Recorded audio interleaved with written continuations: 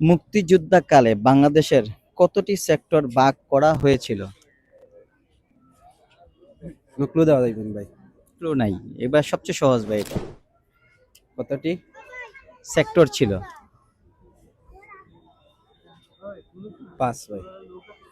একটু চিন্তা করলো কা পাইলি বা মনে হয় আমার তো লাগে। ট্রাই। 8টি। Last one. 3টি। উত্তর সঠিক হয় নাই ভাই। আমার প্রশ্ন, ভাইয়ের প্রথম প্রশ্ন সঠিক হয় নাই। দ্বিতীয় নম্বর, হযরত মুহাম্মদ সাল্লাল্লাহু আলাইহি সাল্লাম এর হাসি কেমন ছিল? মাশাআল্লাহ, কিরকম? খুব সুন্দর। বর্ণনা।